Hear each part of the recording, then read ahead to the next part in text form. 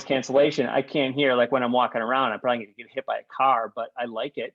It sounds better. The bass is better. Can you hear me? If you look straight forward at us and like don't move your head and stay at like a 5-degree angle, it's great. All right. Well, for this time, I will do it for you, but I will try to find something else next time because that's gonna be difficult for me to remain at that angle and so still. But I will do my best because the way I have it set right now, I would have to probably do something else to make this work. But what a great way to fill the time so that more people can join us. It's almost as though Rebecca helped plan that so we could double the attendance, Rebecca. And Rebecca, were you only doing it to be a helpful co-host, or did you want to tell us what you thought of it or kick us off? I love this book. I loved it. It was fun. I got right back into the groove with The Martian. I did not read the intervening book. I would give it 5 out of 5 stars. I did on Goodreads. I'm not as interested in the movie, but I always tend to love to inhabit the world of the book where I've envisioned things. So you've already introduced a new face into it that I'm going to have to, Rocky was one of the best characters I've read in a book in a long time.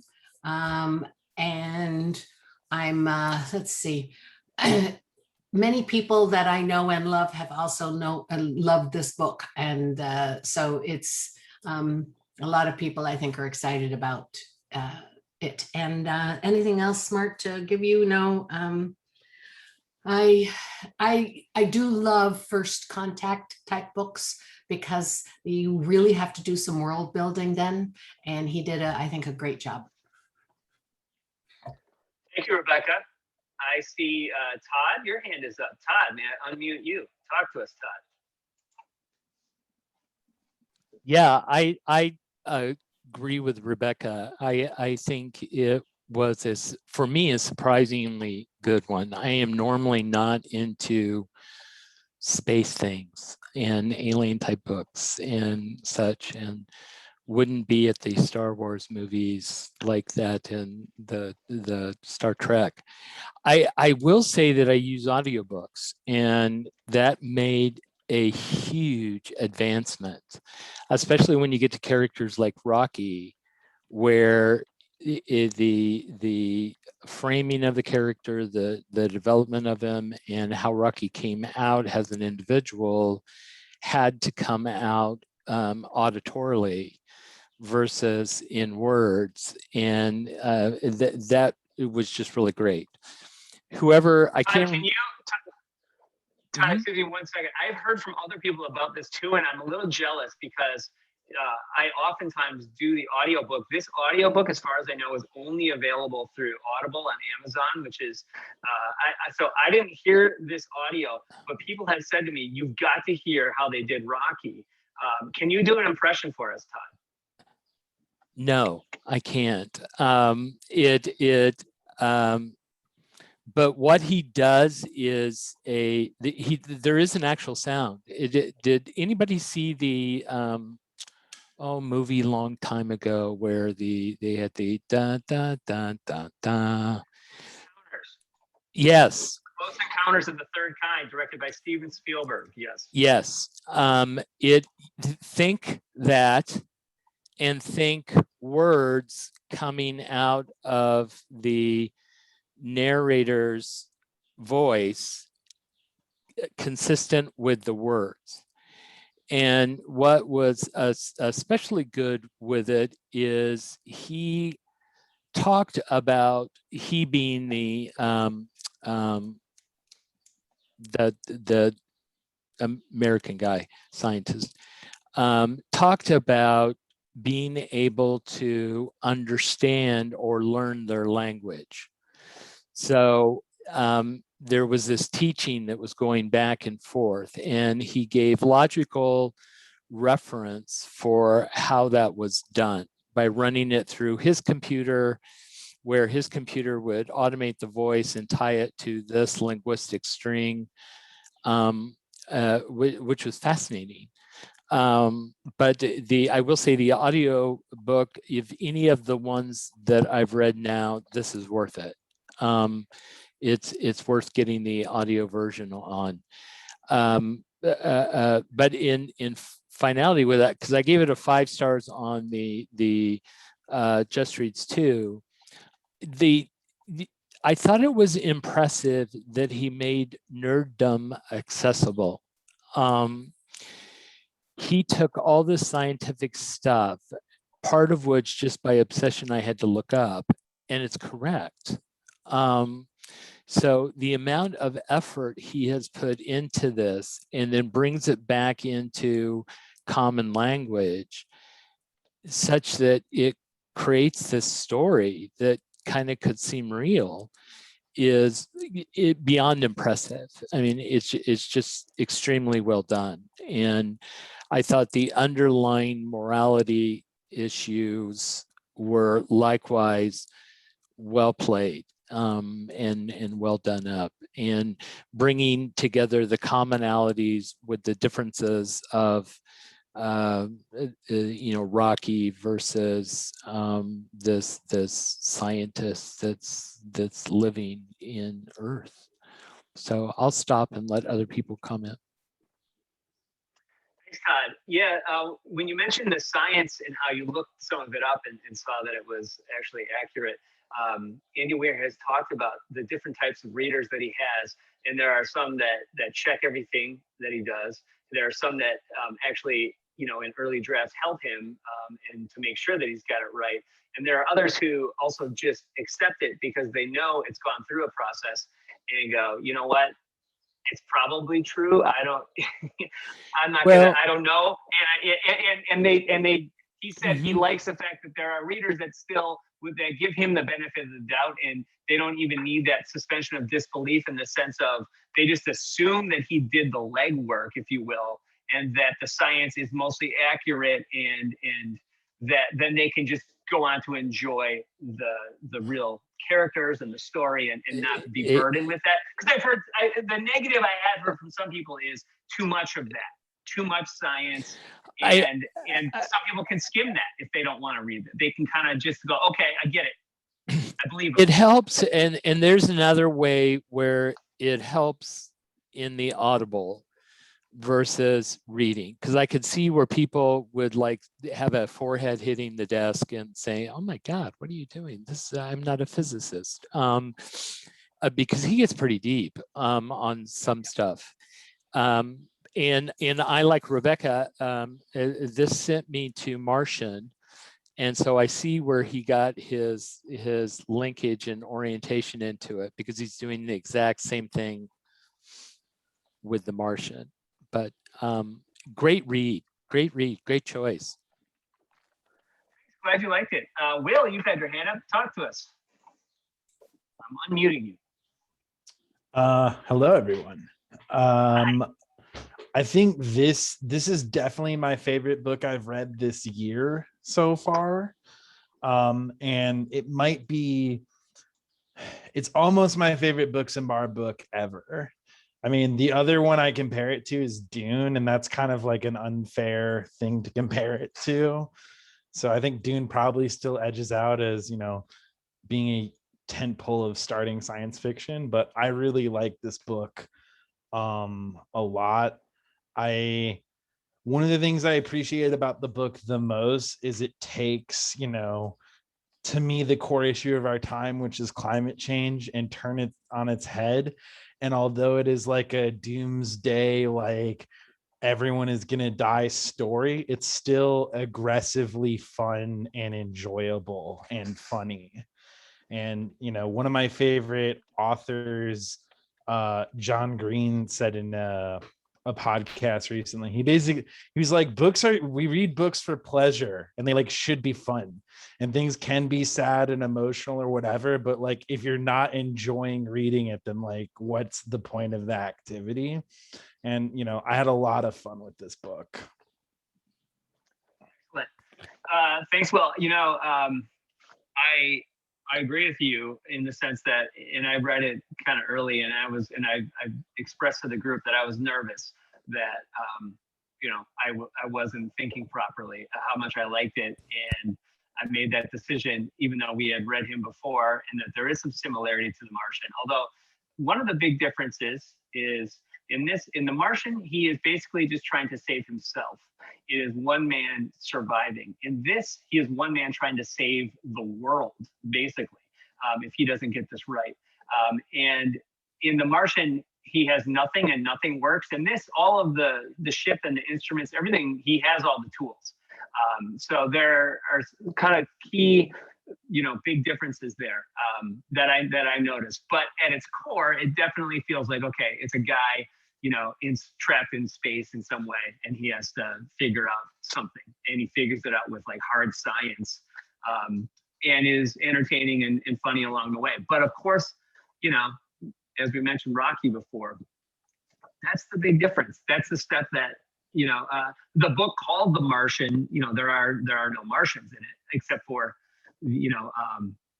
Mark, I believe his name was, the main character is the Martian in it, but there is no alien life, if you will. In this, I was like, it wasn't spoiled for me, and I'm hoping it wasn't for you. And if anyone had the opposite, I'm interested to know if you knew ahead of time while reading this that around page 120 or so, or somewhere in that, we were going to meet alien life and have a friendship and a character and everything like that. Not just cells, not just something under a microscope, but an actual person that he forms a bond with.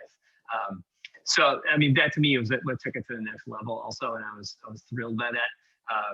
So yeah, I'm interested to hear from others. Via has had her hand up for a while. Via, talk to us. I'm unmuting you. Hi, Jeff. Hi, everyone. Enjoyed it very, very much. Yes. I went into this book not knowing anything about it. I didn't read anything about it beforehand, and I haven't read any of his other books, although I did see the movie, The Martian, very popular movie. I don't read much science fiction. I do enjoy it when I read it. But as a little aside to give you an idea of my not being totally into the science fiction world, I was actually at the world premiere of Star Wars. What year is that? 1976? At the Coronet Theater. 1977. 1977. Memorial Day weekend, 1977. Yep.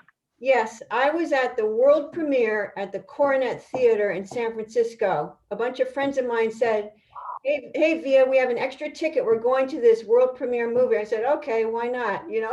I was clueless that I was at this movie that made history, and I did enjoy it, but it was awfully loud because we were not used to Dolby sound in those days. But anyway, that was fun. So I don't read much science fiction. I do enjoy some of it, and I enjoyed this book very, very, very much. I thought that the imagination was just over the top. This guy has just amazing. And I am kind of, Jeff, I am kind of one of those people that you mentioned that just kind of glosses over the science. I did read all of it through it from the beginning, and it was he did make it very understandable. But somewhere around maybe halfway through, when he got to those lengthy descriptions with the numbers and the formulas and the 1.5 gravitational pull, et cetera, there were sections where I was just kind of glossing over and doing a, I trust you thing, and waiting to the next scene where the consequences of whatever that formula was start happening. So I did enjoy that very much. I liked the fact, I think it's very difficult to write an interesting book that has huge numbers of scenes with just a single person alone, dealing with formulas and trying to figure out what he's doing out there in outer space.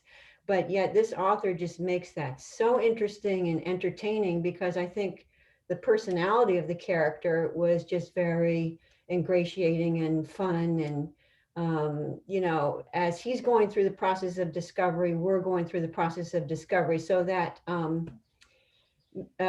technique of having him go into it in amnesia, which I thought was a really great way for us to discover along with him. The other thing I liked very much is the structure of the book. I thought it was great. I always knew where I was. I liked that the two storylines where you're going back in time pre-launch and then after you're in outer space. And I always knew where I was. And we had the parallel stories, lines of suspense going. Because, you know, in the one story before the launch, you're wondering how the heck did he get up there in the first place? And then you kind of start guessing something happened to those characters. I didn't know it would be an explosion, but yeah, so you had that suspense going and then the suspense of outer space. The relationship between what, and I'm spacing out his name. Great, Grace. Ryland Grace. Yeah, Yep. I don't know why I spaced it out. Grace and Rocky. I thought it was fantastic. I just really thoroughly enjoyed their relationship. And at the end, I guess I was pretty glad that he went back and saved him, although in a way I was a little disappointed that he didn't go back to Earth afterward to see what was going on down there.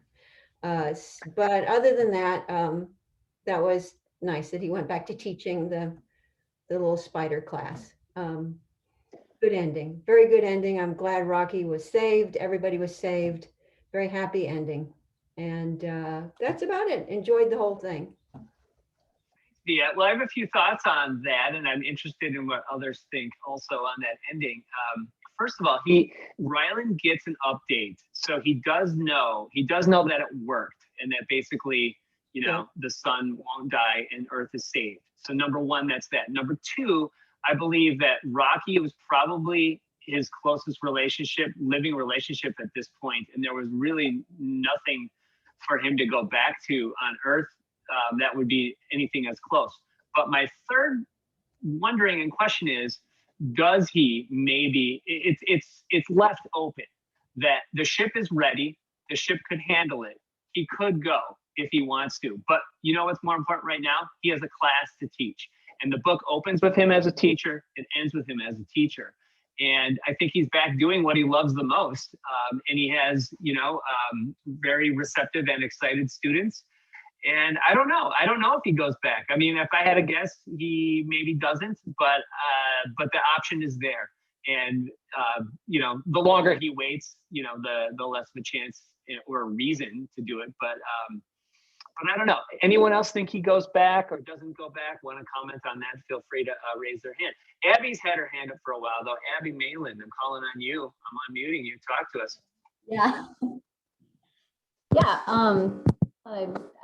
I liked the book overall. I really liked The Martian when we read it quite a few years ago now. It was like 4 or 5 years ago that we read it in Books of Bars, and that was one of my favorite books that I think we read. And I would, at first, when I started reading it, I wasn't sure I actually liked it. And kind of felt like didn't really relate or like Ryland very much. And I was like, I don't know if this is going to be really what I'm going to be into. So, but I think it changed after he met Rocky, and I was like really into their relationship. So I think that was kind of what changed it for me. And obviously I think once he got more of his memories back, more of his personality came back too.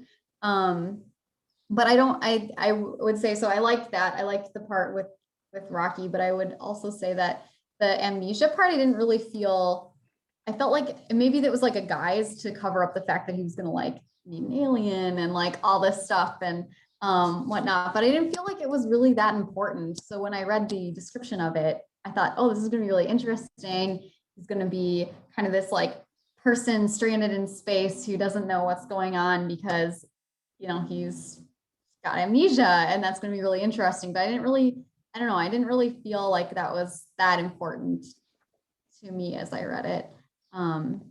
Just because we kind of just found out as we went along, but I don't think it was what I expected from it. So maybe that was also the reason why I felt like that. But that's kind of my initial thoughts.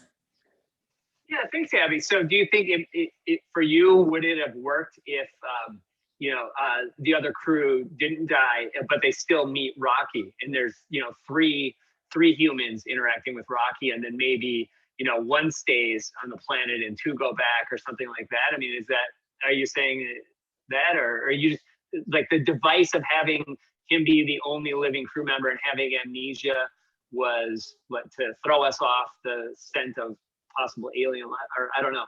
Any thoughts on that?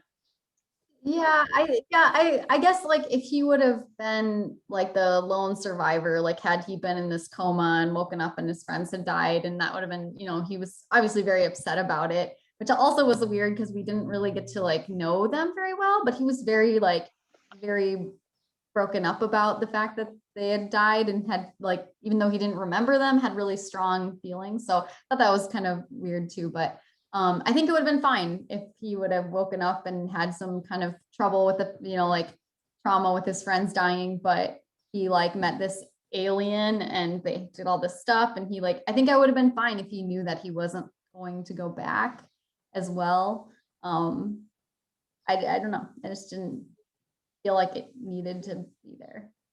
Like it would have been fine if we got flashbacks even throughout the whole thing, kind of thing. Thanks, Abby. I see Daniel Vogel has his hand up. Daniel, can you unmute yourself? Talk to us, Daniel. Am I unmuted? Okay, yeah. Yes. So I think there was a question about what I liked best and what I didn't like about the story. What I liked best was that when he did solve the problem, realized that Rocky was going to be stranded, and he turned around, right? He in that trade-off of the 7 billion people back on Earth versus the one alien, he turned back. He figured, I'll send on the equipment or the probes, and I'll go back and try to find Rocky. I thought that was the most human thing, or the best part of it. The other parts that I didn't like were that it's all problem solving, right? So it doesn't matter what he solves, that there's something going to break. It's just like, I had the hard copy book, and so I just knew, okay, what's going to go wrong next? And after a while, that became a little too formulaic for me. It was just like, oh yeah, so he solved that problem, but big deal, something else is going to go get broken, and is that going to be of interest or not? And after a while, it was just kind of, it wasn't holding my attention. I did, initially I listened to the Martian on Audible, and I found that much better than the movie. The movie, can't compete. The details in the book were far better than the movie. So I'm not exactly sure. It'll be interesting to see how they portray Rocky in the movie, but I think on my own, it's like somebody else had said that, it's your own imagination is far better than anything that they're going to produce in the movie, I think. But yeah, and so ultimately the thing that I didn't like was at the end, okay, so he rescues Rocky, he makes sure Rocky gets back to his planet, and he kept saying, well, I can't go back because I don't have, if I go save Rocky, I'm not going to have enough. Well, then Rocky says, well, we've got the space virus, and you can eat that. We can process that. So you've got all the food you need. So you could turn around and go back to Earth, but he doesn't. He spends, I don't know, 50 years or so on the planet, and then they see the light from Sol is not diminished anymore, so he knows that they figured it out.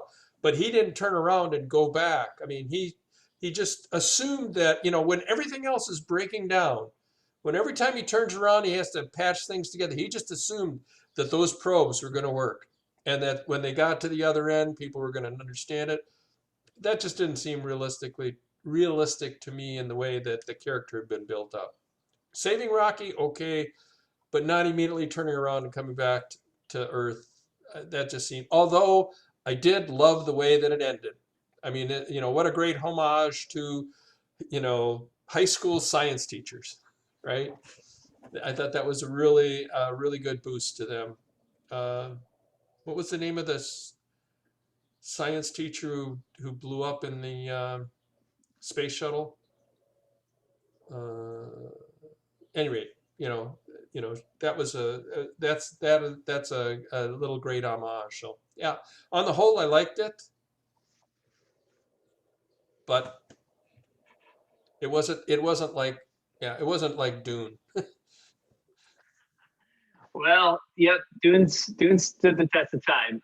Well, Dune's got another movie version coming out that you'll be able to like or dislike. Thank you, Daniel, for your comments. I like that you bringing it back to the teacher, and I think really interesting timing for this book. It was written, before the pandemic, but read by most, still in or at the tail end of the pandemic. And I feel like a couple things, that really hit for it was how important teachers are and how teachers are heroes, and how the teacher is literally the hero, saves the world.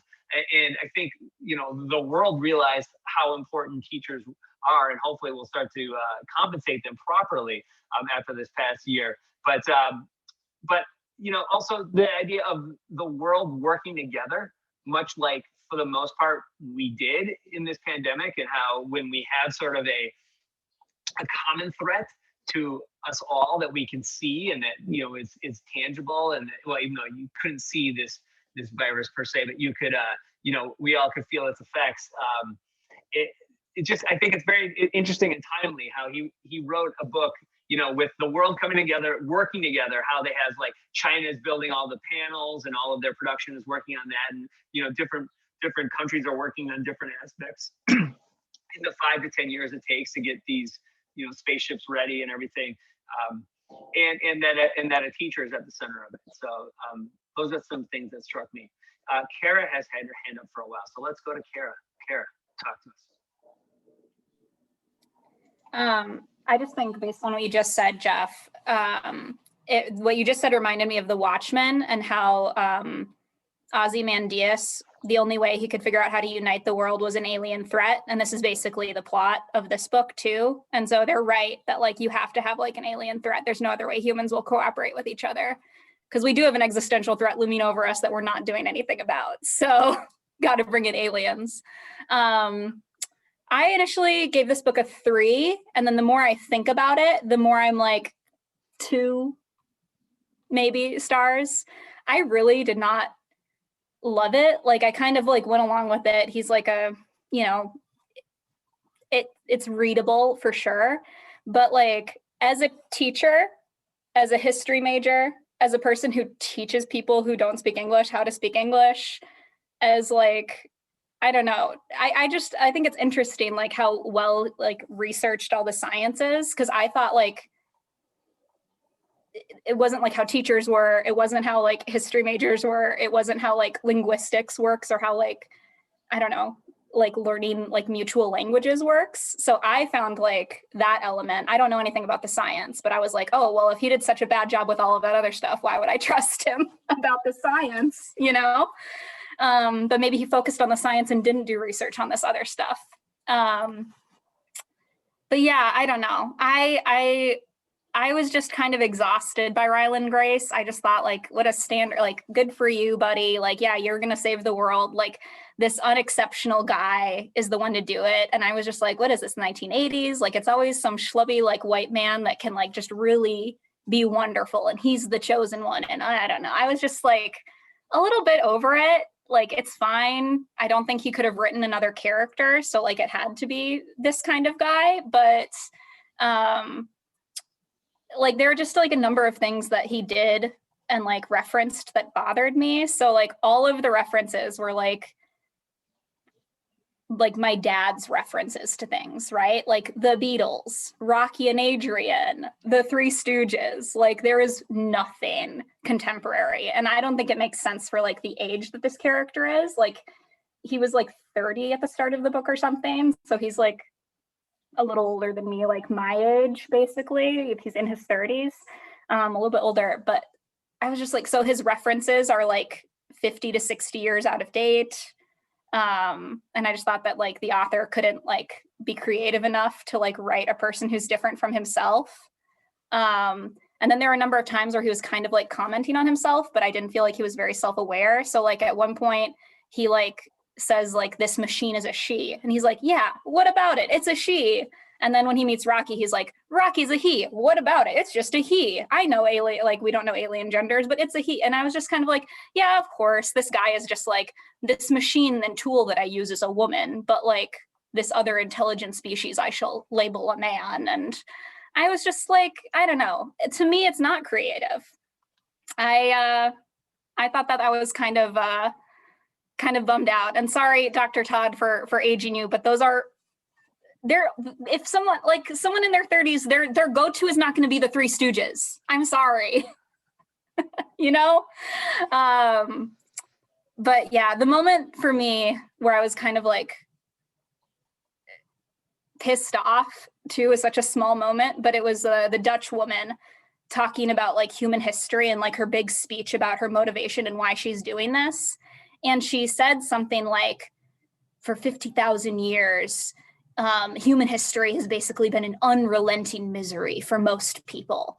And it's only now that things are finally better. And like, I'm a history major and that's supposed to be like a revelation. And I was like, oh, come on, like, you don't know a history major, or if you do, you just know someone that studied World War II. Like, I just thought that was such an outdated and stupid perspective to have. Like, she talks about how everything is all about food and we can finally do other things besides food. And I'm like, human beings have always had art. They've always had like laughter. They've always had storytelling and songs. We, like a lot of like anthropologists think that humans like sang before we ever had language. Like, we created language by singing first. Like, I don't know, there's something beautiful about like 50,000 years ago human history. So to just say it was like unrelenting misery, that quote pissed me off.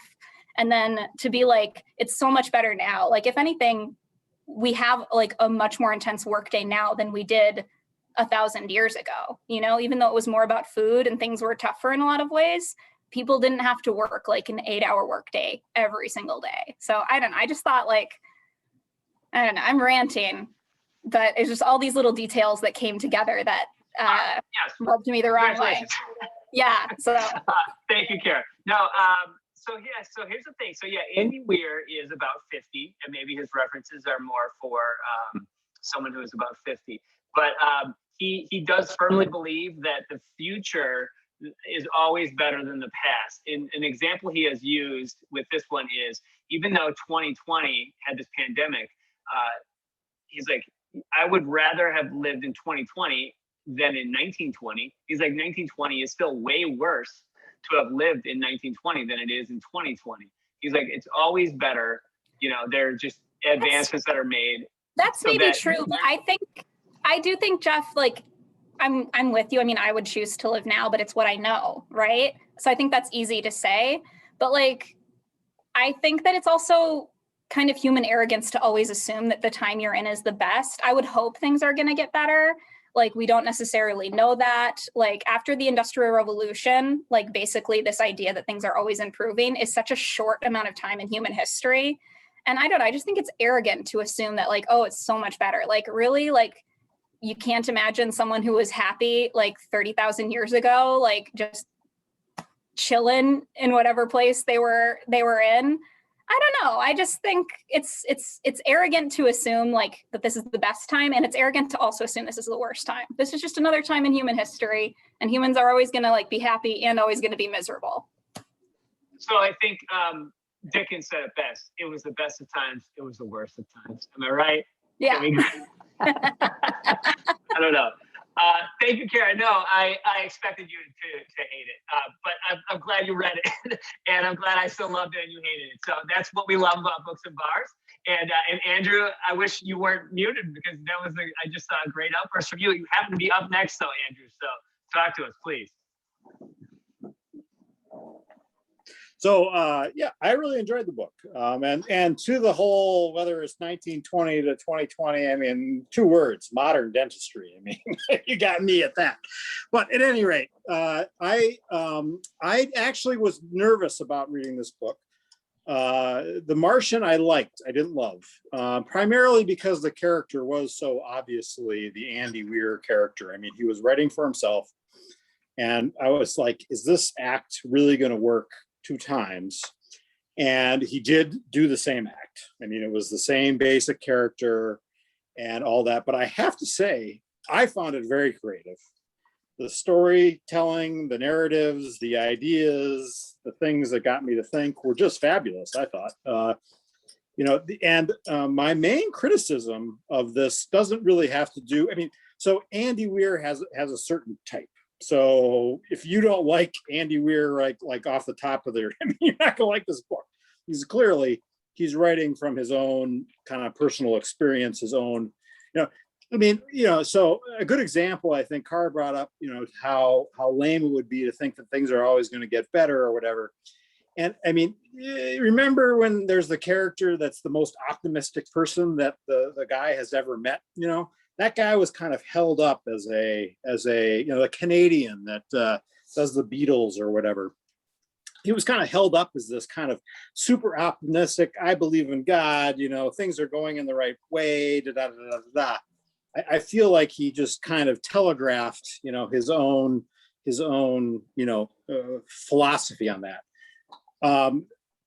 Loved the book through about 300 pages, got tired of the fix the problem, fix the problem, similar to one of our other guests here. Honestly, I thought if he really was going to go and do it right, and I hope the movie does this, is the book lacked some sexual tension, to be honest. So I really, really thought that Strott was going to manipulate him sexually. That, it wasn't just going to be her bossing him around or some kind of, the power play, the betrayal that she did. But I thought that somehow she was going to manipulate him, in a more devious way. And I thought that would have been great for the book. Like, some real betrayal, not just, hey, you're going to send me off to my death, this whole, he should have seen that coming, it felt like. But, something where there was something on an emotional level where he felt betrayed. In fact, the Strott character says, I don't really respect you because, you don't, you avoid relationships where you might get hurt and all that. Just, that is so human, that he would find himself in a compromised position in this whole thing.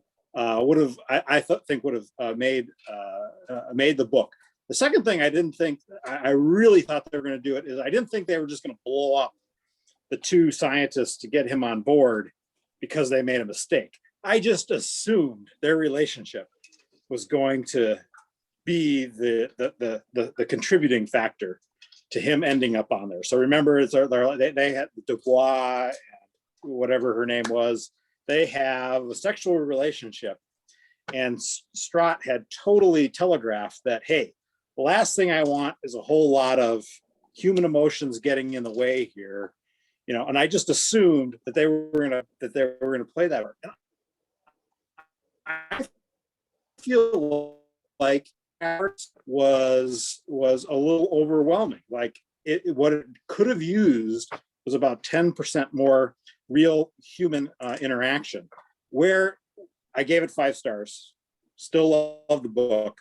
Where it all came through was the Rocky and his relationship. I thought the interspecies stuff was really great. It was surprising that there wasn't as much conflict, like you would assume that you'd have this kind of, really odd couple thing going on, some kind of, they were just these two engineers, people who were trying to solve a problem. And I thought that was a creative part of the plot. So overall, really enjoyed the book. Didn't feel like it was a real, I really enjoyed the book. And I would definitely recommend this to any who was interested in adventure / science story. This was true adventure. There was a lot of stuff in here that your average book reader is not going to encounter. And I thought that was great. It was just that, if you handed this off to a 17 or 18-year-old that was, had a passing interest in science or physics or whatever, they might they might look at the world a little bit differently as a result of reading this admittedly adventure book. But, it's not going to change the world. It doesn't give us all the solutions, but it definitely was something that I thought was worth the read. Thanks, Andrew. A couple of points here. So I get a point at which it might feel like there were too many. Here's another problem, and he's going to solve it, but how will he solve it and stuff? In some ways, it reminds me of like an escape room or like a game. It's a book as game in a way of like, I think for some of his readers, myself not one of them, that might know the science more, they might be with him or a step ahead and be like, oh, well, you know what you have to do is this, this, and this. And there may be a whole other aspect of the reading that I myself couldn't enjoy because I don't know the science that well. But there could be readers out there that maybe it's like, I'm going to help figure this out. And there's the fun of that, almost like for many readers reading a mystery, trying to figure it out, the clues, who the killer is. Maybe this is in some ways like a science game or a science escape room. I'm not at that level. That said, one thing I noticed, Jeff, is that it's probably true that this guy really enjoyed writing this book. Like, he doesn't really care if we didn't like the book. Like, he really enjoyed writing this book, and our opinions of it are, important, but not exactly that important. So, he clearly likes the stuff. He could have gone different ways, but he decided to just kind of. It was very Martian-like. I thought and then when you talk about sexual tension and maybe it could have used some of that, I could have seen that there was maybe he was going to like Strahd, or that there was going to be maybe something there. But I thought you were going to go with, he was going to find a way that he and Rocky were going to hook up, or Rocky had a friend he was going to introduce him to, like, stay here on my planet. Listen, you can't make it back to Earth, but have I got people that want to meet you? It's all kind of monetization opportunities out there for this movie. Yeah. Okay, so as we do, we always let everyone who hasn't spoken go first, but now we're back to Rebecca. You've been waiting for a while. Rebecca, are you still with us? Yes, I am. And I want to say thank you, Kara, for lots of the points that you made. I had not gone there. And I do agree that Becky Chambers is a superior writer in that regard. What I will say, though, is I don't think I was inclined to necessarily like Ryland. I think he was someone who was very immature, someone who hadn't grown in the ways that he needed to. He was the jerk. And I think in a way, Andy Weir was trying to let us know that when we find out that he actually refused and didn't volunteer and had to be pushed into the ship. And I think the whole point of meeting someone like Rocky was to make him a better person. And he ends up being able to do that sacrifice of going and helping Rocky's world over his own, because he finally turned into the being that he needed to be. And I do think he was a teacher more than anything else. I think Andy Weir is a teacher, and that's how he writes his books. He's telling us things, and he's doing it in a way that assumes we have a mind that can consume it. And I think minds that have a bit more knowledge about science or whatever perhaps do get bored a little faster, or I don't know, maybe there's no one way or the other with it. I stayed interested just because I like gaining, oh, that has this property. Oh, I never thought about it that way.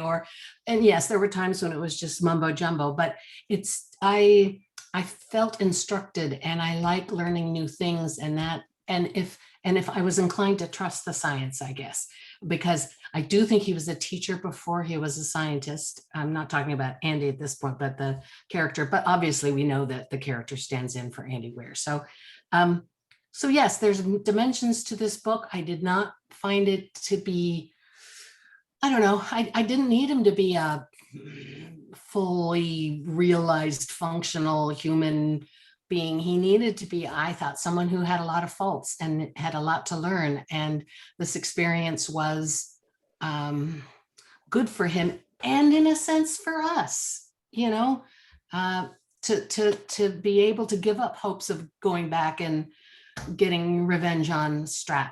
Was the only thing he said he really wanted to do when he got back, was, to be able to tell her that she was wrong about stuff.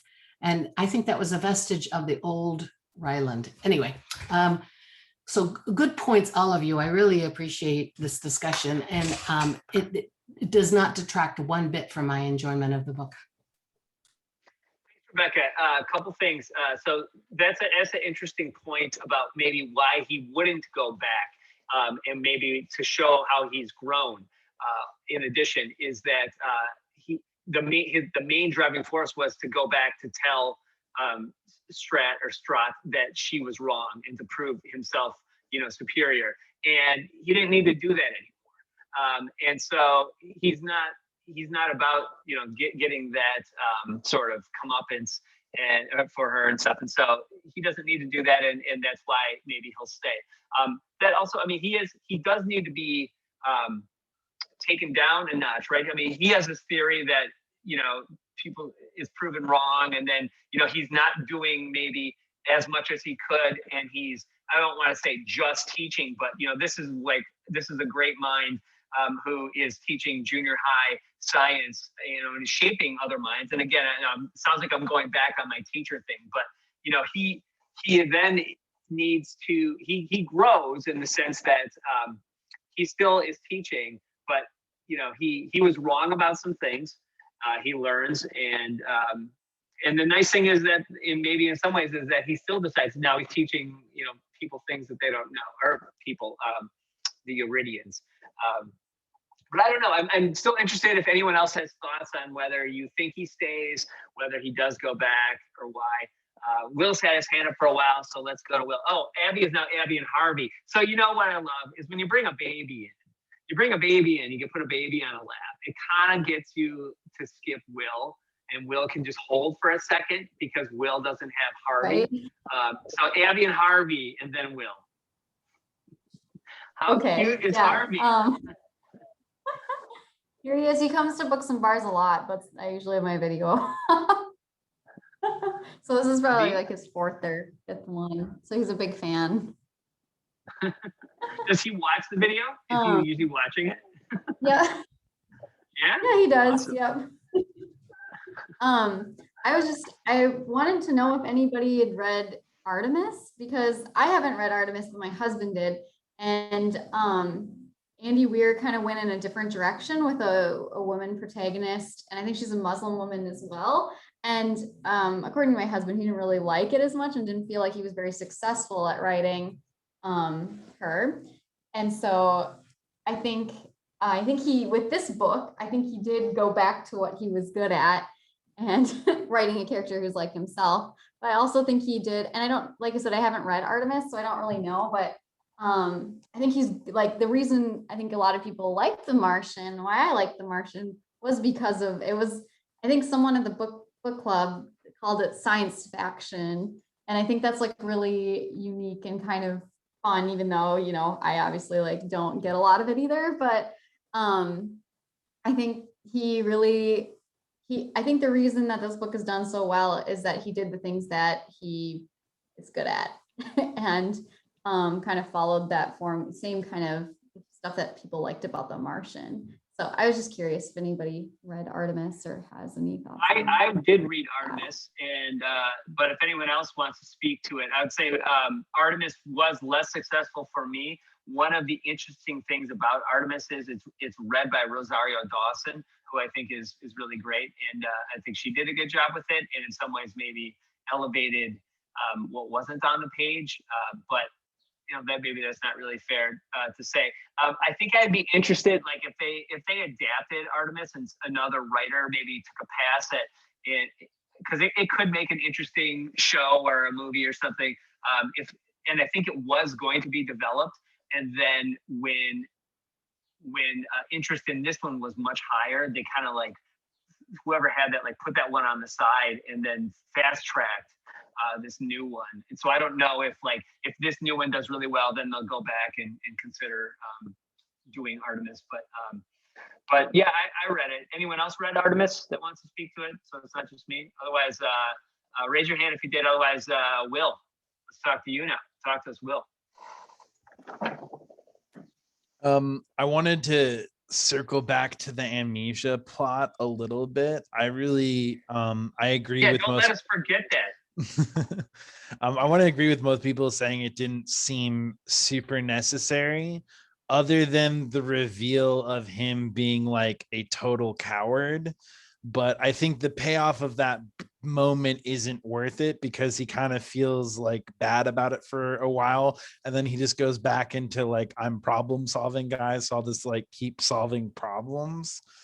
I do think it was more important that he was isolated on this ship instead of having like a rest of the crew, though, because like I think the guy who ran the mission and had former military background, there's just like a lot of like really big split second decisions that Grace makes that I feel like someone with a security background wouldn't just like, yeah, let's just attach with this alien ship. Let's just start sharing information. Like, I think there's some pretty big risks he took that, ended up paying out for the story, but may not have been appreciated from different expertise on the mission.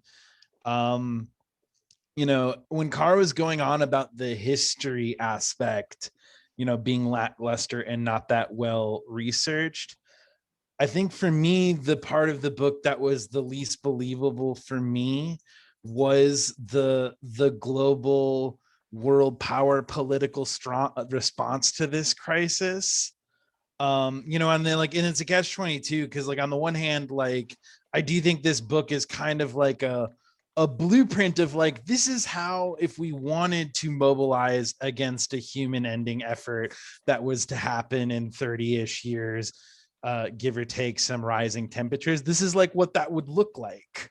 And so I think from the one hand, it's cool to have a blueprint, but on the other hand, just like, knowing some of the personalities in the global geopolitical landscape and like just the amount of power this astrophage has, like it doesn't seem like if we had like something that was like the power of 1,000 times a hydrogen bomb, every country would agree like, yeah, and we just need to use this to go to 5 galaxies removed to save the planet. Everyone would be on the same page about that use for the thing. So I was also like a little bummed out we didn't hear more about like what happened on Earth on the mission and like in between. I think like the talk of collapse and fight over resources and the way what they did in the Sahara was messing up the African continent, like the cost of melting Antarctica. I think those are some like really interesting elements that he brings in and he just kind of ignores because he's a little bit more interested in being Andy Weir solving space problems in space. So I don't know. I'm really excited about the movie adaptation. I like Frank Lord and Christopher Miller a lot, and I think this world is super interesting. And there's definitely some other elements that could get flushed out and maybe surpass the book. Thank you, Daniel. You have your hand up. Talk to us. Yeah, I read Artemis, and that one was, it's Andy Weir being Andy Weir. Only this time, instead of having a male white character, he had a female white high schooler, I think she was, or a younger, and it was still probably. I mean, if I wanted to, like his storyline of it was interesting, and it was his take on how meeting another. But if I personally preferred Olivia Butler's Exogenesis trilogy. That was much more in depth, and if you really want really good science fiction, N.K. Jemisin's Broken Earth. That is, those were far more, the characters and the situations. What's that? Yeah, You did that here, yeah. Yeah, those are far more better for. This is the kind of like the tech weenie, section of the science fiction world. You know, it's for the techie type people who like problem solving. But for character development, it isn't there. He just doesn't have it. And Artemis was his attempt to reach out, and I think he recognized that he really wasn't doing it that well either. So he kind of fell back with Hail Mary to, you know, his strong suit, and it is his strong suit. So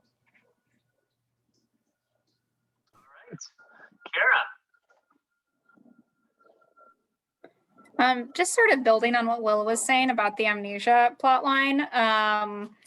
I think like it technically worked in the book because like you needed the reveal that he like was cowardly, because his big character moment is that he like is willing to die and make that sacrifice later. But I personally don't feel like he showed that he was a coward in like any other scene except the one where like they had to like write an amnesia plot to justify it.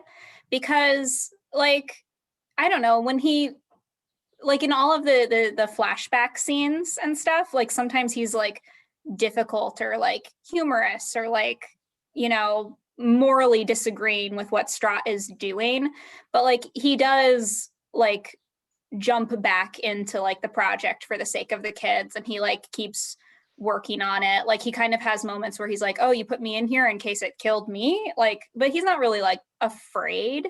So I just felt like character wise, Andy Weir didn't like show us that he was a coward. There was just like a moment where he was a coward. So I don't know. I thought that like the amnesia thing would have maybe worked for me if that was like built into the character.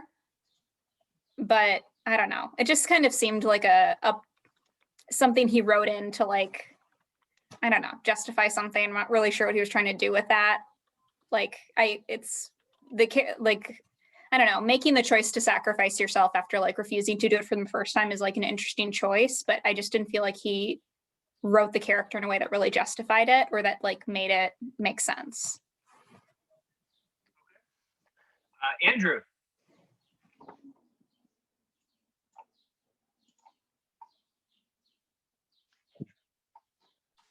Sorry, I needed to unmute myself there. So if I was the editor of this book, around page 100, I made the guess that he was responsible for the death of his crewmates and didn't realize it, and was going to realize it at some point in the book. And if I was his editor, I would have figured out a way to make his character not this rosy character that, you know, like go anti, you know, present him in the way that he sees himself and the way he describes his character, but that ultimately his cowardliness, his selfishness, his whatever, you know, whatever you want to call it, leads to some kind of really destructive outcome that he needs to deal with. And I can't imagine that someone didn't suggest that to him. And he decided, no, we're going to keep the character this way. This is the way I'm satisfied with it, because it would have been a lot more interesting, honestly, to have a character that was in some way compromised by, you know, his own, you know, basically his only fault was being afraid. It was being afraid and being, you know, and being a little selfish of all of this stuff. Other than that, I mean, he worked pretty hard to be a good friend and all that other stuff. But you know, I felt like that would have been a better way. That would have been a more intriguing story. It would have been more on a personal level. And again, I like the book because he wrote this book as this kind of adventure story with the problem solving. Marvelous, really, really well done that way. I can't, you know, if you don't like that kind of thing, you're not going to like this book. If you like that kind of thing, this is pretty much in the top tier of those kind of stories. So, you know, it's not surprising that if you like The Martian, you're going to like this one. If you didn't like The Martian, you're not going to like this one, that sort of thing. But you know, he definitely avoided some of the kind of human frailties that could have made the main character a lot more interesting, or the human side of the story a lot more interesting, rather than, you know, he ends up a junior high school teacher. on another planet. That's pretty sugary sweet when you get right down to it. Did anyone else get sent? I don't know what exactly it was about it, but it reminded me of Slaughterhouse 5. And I think it's the idea of the being the only human on an alien planet, like being in that like zoo and kind of on display, where he's like under the dome and they can see him and but he can't really come out, that sort of thing. I just got a real like Kurt Vonnegut Slaughterhouse 5 vibe about the ending, which I liked. I thought it was cool. I do think, that would have been interesting. I think another writer, might have taken that tack, but making, I just don't feel like that's what Weir wants to do with his heroes. They can be flawed, but he doesn't want them to be that dark or that murky. Maybe this seems more of these stories are very accessible in a sense. They're not YA, but I could definitely see, I remember I got, high school kids and grade school kids, middle, grade kids to read The Martian. And just like, I would highly recommend this to anyone, basically, any kid like from 5th or 6th grade up. So Jeff, here's the difference though. Here's the difference. People complained about the amnesia thing. So the amnesia thing was like a little sellout to, how you make this story work. But the thing about amnesia is if you remember things that are good about yourself or negative that have happened to you that are a result of other things, it's not as interesting as if you remember something negative about yourself. And that's what I think would have been more interesting in this case is, you have this whole amnesia thing, which is a way of telling the story. But what he remembers is other people doing bad things to him and generally good things about himself. What would be more interesting is if you realized, hey, I wasn't the guy I thought I was. Not necessarily that I'm not in the same position because I didn't volunteer or something like that, because that puts you in the victim mode. So, I think it's a bit of a cop-out in that it would have been harder for him to write somebody that had to deal with some kind of real, psychological, what do you call it? Think one thing and then not. Dissonance, cognitive dissonance. I'm a good person, but here I remember I did this awful thing. That kind of thing would have been really interesting in this case, and would have made his later decisions a little more interesting from a morality standpoint. That's all. I just think he didn't, I think he said, I'm going the simple way because that's what I do. And again, he does it so well. All of the little bacteria breeding and all that stuff is just awesome. It really is really good storytelling from a science standpoint, but it's not, the emotional level just is not there in my, he could have, this was better than The Martian. He could have really gone there if he would have chosen to make his character a little bit more interesting from a morality standpoint. But still a good book. Thanks, Andrew. Rebecca. Kind of tying off of what that is I think a large portion of how Andy Weir writes is he puts you in there. You are inhabiting that character. It's very first person. It's very, what do I see in this room? What do I do? We are in that space with him. And so too much analysis of who that person is would give us that cognitive dissonance that you're talking about. I wanted to be inside that character. I wanted to figure out what was going on. I wanted to understand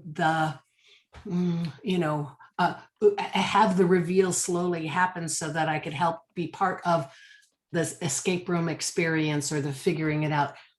I also think Andy Weir does not really like to write about difficult or sad situations, which is one of the reasons I think he did not go back to Earth, because inevitably, whatever the best case scenario would still be horrible.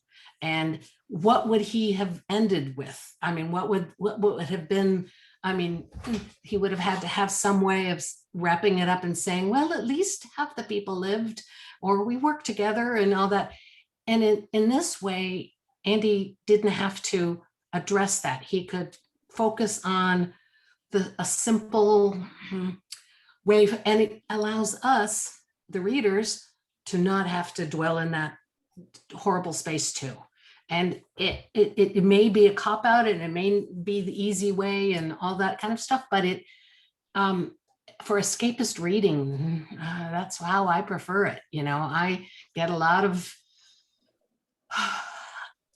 input daily on how bad things are, and I appreciate visions of alternative endpoints where perhaps we have the science, we have the knowledge, and we have a wherewithal to actually address some of it. I mean, and I don't know. I like the fact that there's science that's more difficult than I can ever understand. I like that we are actually accomplishing great amounts of things, as Kara pointed out in the chat, that we have closed the ozone hole. We are going to go to a world with electric cars within the next couple of decades. We are going to be trying for the best while still being really assholes about it at times. And it's not giving Andy Weir a break, but I think he's just, for a while, I was happy to be inside a character that was trying his very hardest to do better. And he had such a delightful companion, because Rocky just was like the perfect foil. And I don't know, that's why for me, it was all about that relationship and the journey that Ryland Grace was on. And it really wasn't about, even though I really would like to see that planet, that green planet, it sounded beautiful. Be able to see things from space like that would have been, I don't know, if I had $1 billion, would I go up with Jeff Bezos? I'd be very tempted. Yeah, I would just wish I could go with someone else. That'd be better. But yeah, it's interesting. I was thinking that there might be like a spectrum or sort of a dial, because for how accurate and for how much the science that we talk about is dialed up in this, but then, you know, there might be lower end of sort of the, you know, introspection or thinking of like a deep, rich character. But I don't totally believe that, because I do agree with Rebecca in the sense that, I mean, it might be simplistic, but the relationship between Rocky and Ryland, I mean, it hit me on an emotional level, and I actually cared about these characters and what happened with them, and was quite moved by it, more so than I was with the Martian. You know, I mean, so I guess, yeah, I mean, a different author of them would have explored, and this is what I did to the Earth. And then if we go back and see, you know, and this is how horrible it is there, or these are the good things and the bad things about it. But, you know, this is this story right now. And what, I mean, who knows? Maybe there's a part 2. I mean, it is slightly left open to that. I do see most of the comments do agree that he probably doesn't go back. And part of the reasons we're talking about now is if he goes back, we have to see maybe things, you know, we don't want to see in this story, which would, you know, that's another story maybe. But I don't know. I mean, yeah, I was moved. So as far as scientific it was, and yet, you know, I love N.K. Jemisin. I love some of these other authors we've talked about, Olivia Butler. It's just a different kind of sci-fi, whether, you know, we have a new classification for it or what, but it's a good adventure. And I think, you know, it might not be a perfect character, you know, it might not be totally deep, but hey, what can I say? It worked for me. How about you, Todd? Talk to us. Todd, you still with us? Yes, I am. I am just going to push back just ever so gently on Andrew's comments, because I thought the emotion, the emotion for as much as the Ryland Grace character could form was there.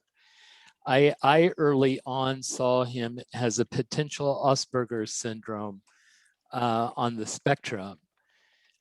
Which would not be unusual for scientists and would not be unusual to have in that type role. And in the way he voiced emotion and lived out emotion, I thought that would kind of sort of match. And it made sense with the Rocky that I'm mirroring, in essence, another Asperger's.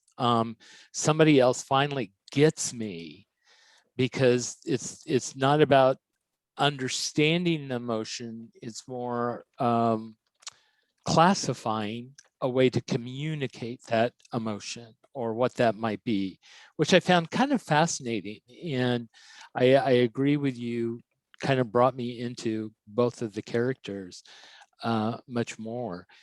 I also think that we saw his immaturity way up front. You know, here was a PhD scientist that was known in literature and as we all are, for our final research paper that you produce. It received failure, that he left, as opposed to facing up to it. He left and he went to teach grade schoolers, which you typically don't find a PhD scientist at his level in as a grade school. So that's some of my thoughts. Todd, you became a picture of a family. Yeah, sorry about that. It's all right. No apologies. Thanks, Todd. Via's had her hand up for a while, though. Via, you still with us? Let's unmute you. Yeah, I've had various floating thoughts through all these wonderful comments here. Development of the character. Well, first of all, Rebecca's observations about this book, I really felt that I was right there in the first person. That the immediacy of it, the way it was written, I felt I was there in the ship with him and whatever he was doing. And so I agree that, you know, in some ways that is limiting as far as being able to develop the character with a fuller background and so forth. It was very problem solving and being right there on the scene, which makes it an exciting read in that respect. I didn't really have a problem with the whole coward revelation. I didn't feel that was inconsistent with his character, because there, you know, it was a long period of time when they were investigating the problem, and he was captive out in the middle of the ocean with all these scientists trying to figure out what to do and getting the launch ready. And he was very upset about that in some way. He was almost there against his will. And he had plenty of complaints about it and so forth. But I didn't feel that was inconsistent with push comes to shove. One day somebody says, hey, you are going on a suicide mission. I think that's kind of a very different scenario from being captive for 2 years to work as a scientist, as opposed to, you know, when he was doing that, he didn't think he was going to be on the mission, going and sacrificing his life. So his reaction to me was very believable. As far as the development of his character, I agree with many of the comments on how he developed as a character and came around to be more mature toward the end. And one thing that really you know, indicates that as well is he could have, not only could he have gone back to Earth, he wanted to tell Strat off, but as you mentioned, Jeff, he didn't have to do that anymore. Basically, he saved the world, and that was good enough for telling everybody off. But he could have gone back, as he said, and been the hero. He could have been wined and dined and had friends, and everybody respected him and looked up to him. That's kind of a superficial kind of a thing that he rejected, you know, because he is more mature. He did see what was important to him, his relationship with Rocky, which to me was really just the highlight of this book. The relationship with Rocky and being a teacher. So he came full circle with that. And, you know, all these aspects of his character were believable to me. So that's basically what I wanted to say. Thanks, Via. Good points on that. I like the idea that he you know, I mean, knowing full well that if he goes back, that he will be treated, you know, like a returning hero that's, you know, saved the world. I mean, who can say that?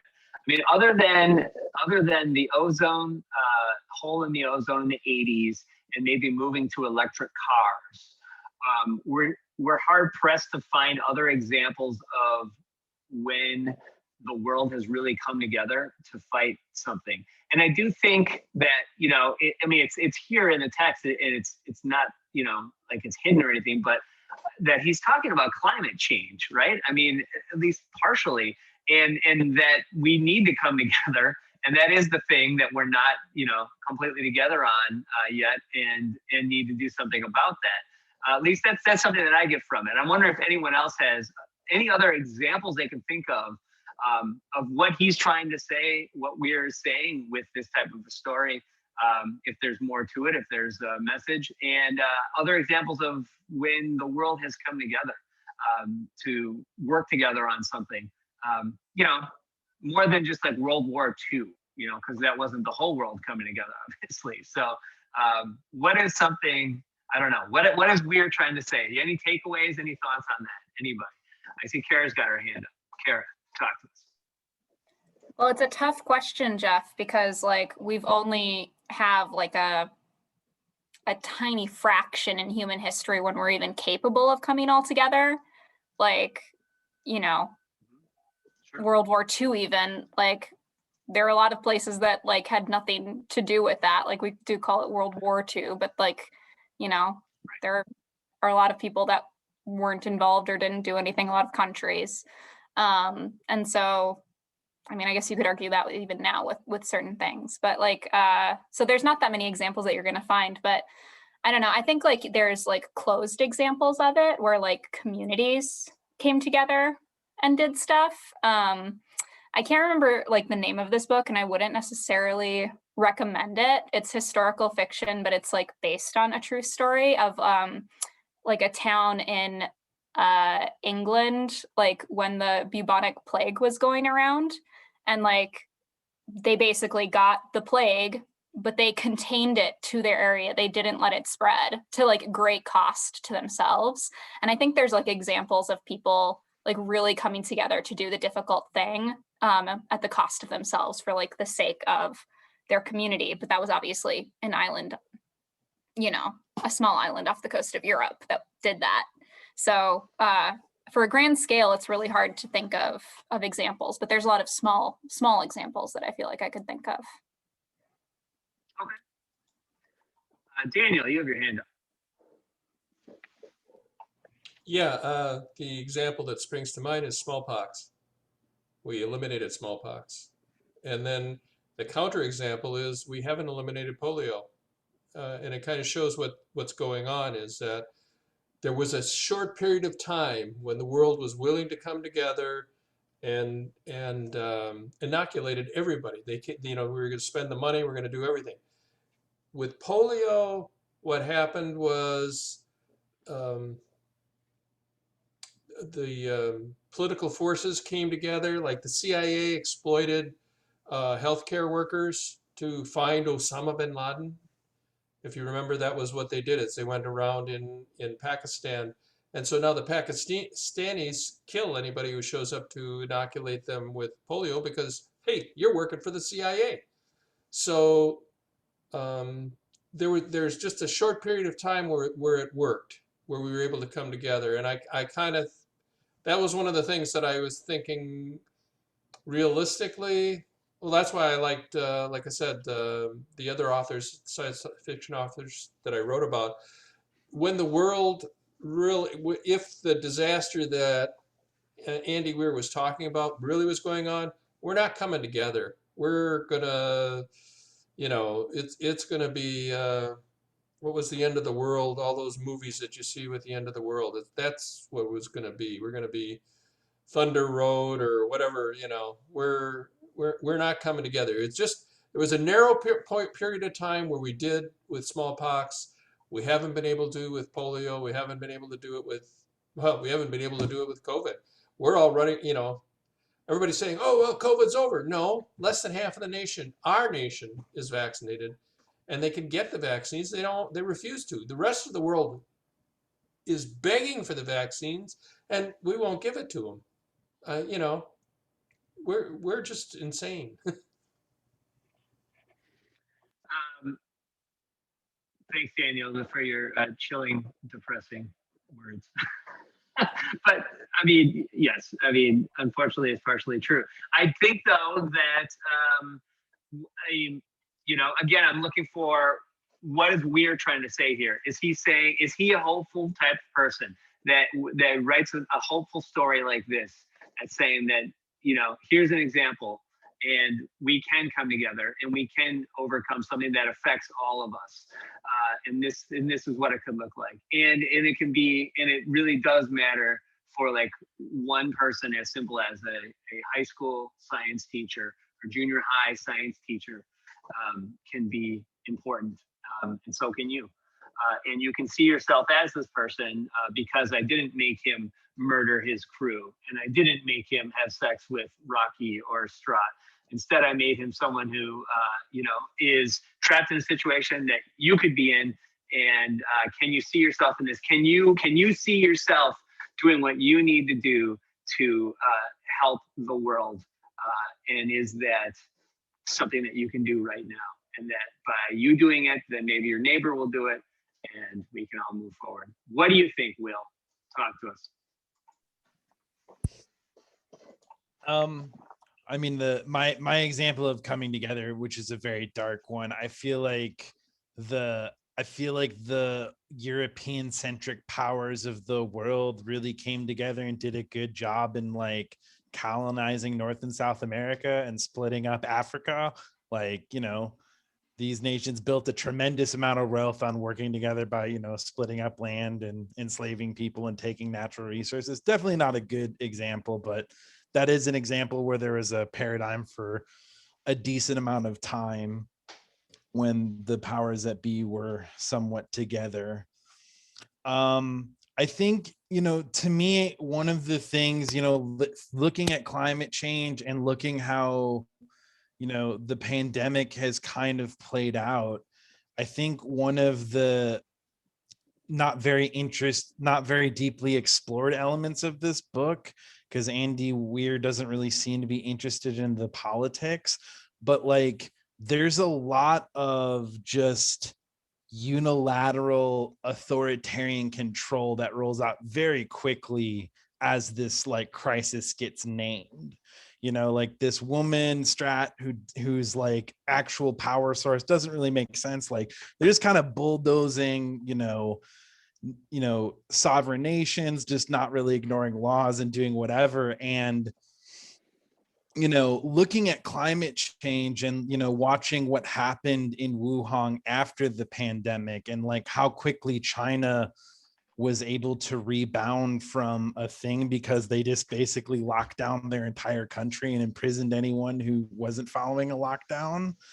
I think, I don't know. I don't think Weir is making this argument because I don't think his politics are quite this sophisticated, but it, to me, with watching the clock in real life, I am getting to a place where I wonder if like democracy is a fast enough process to solve this problem, and if we just kind of keep debating about things for another 10 years, it's absolutely catastrophically too late to do anything at that point. All right. Thanks, Will. Andrew.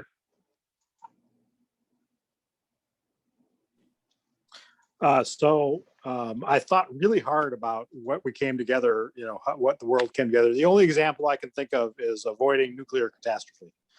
So I read a book recently, Kara, you'd hate it. It's called The Last Babylon, but it was written in 1959. And it envisioned a world that was destroyed by thermonuclear war. And it was, and really what we're talking about here in this book is a disaster scenario. I mean, we're big on these kind of Armageddon type of situations where the world is presented with this threat. And I was surprised when I was 16 when, the Berlin Wall and basically most of communism fell without a shot being fired. And that was not my expectation. My expectation being a teenager in the 1980s was that this was a conflict that was inevitable. We were, the pessimists were definitely in charge of the thoughts about what was going to happen with nuclear weapons. And now you're really hard pressed to find anyone that's concerned about nuclear weapons. You're really hard pressed to find people talking about scenarios where, there's a mistake that happens and, even just one city gets blown up, much less, you trigger a global thermonuclear war. And so I would say that's an outstanding human achievement. However it was done. If you read Alas, Babylon by Pat Frank in 1959, the consensus was among the people that read that book was that we were doomed.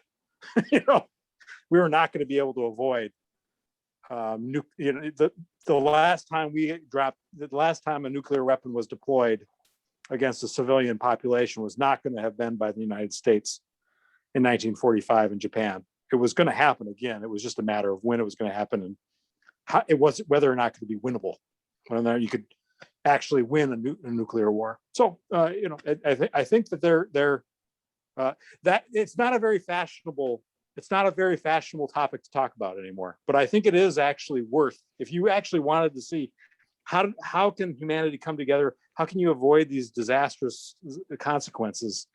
That's the one example of one that was an absolutely real threat. Everybody knew about it, including myself when I was 14 or 15 years old. And it didn't happen. Not only that, we don't even worry about it anymore. It's passé. Great point. I like it. Rebecca. I think part of the role of science fiction is their kind of morality plays in a sense to what if this happens, how would humans respond? Are we worthy of surviving? I think that's one of the most essential questions that science fiction tries to answer. And so whenever there are issues like climate change or when great plagues, bother us and all that, we use that in our storytelling to try to figure out what are options that we could pursue. And that's why I've always been very interested in the Star Wars versus the Star Trek views of the universe and of the future. And I'll just tell you now, I'm a Trekkie. I know, Jeff, you're a Star Wars guy. I find that Star Wars has a lot of beauty in it, but humans and many of the aliens are really not very good people. And Star Trek tries to be much more of a higher purpose. They're kind of like the, not police, but more like the morality police, I guess, in some ways, and very colonizing. It's very much it's something that humans have had to deal with for most of our history, especially white humans. So I do not mind science fiction books trying to come up with different scenarios. I do not expect them to be fully developed characters. But this is exactly why you're feeling that Kurt Vonnegut vibe in this, because Kurt Vonnegut was all about putting humans into moral quandaries and trying to, is it worth it that we bombed the heck out of a city so much and all this wonderful, beautiful stuff gets completely, but it saves a certain portion of humanity and ends World War II faster and, does all this, even though it's not about that bombing, the Hiroshima and Nagasaki, it's about, anyway. But I search for that. I seek that. I find it very hard to find in contemporary fiction straight metaphors for people being better than they should be for a cause, being more than human, I guess.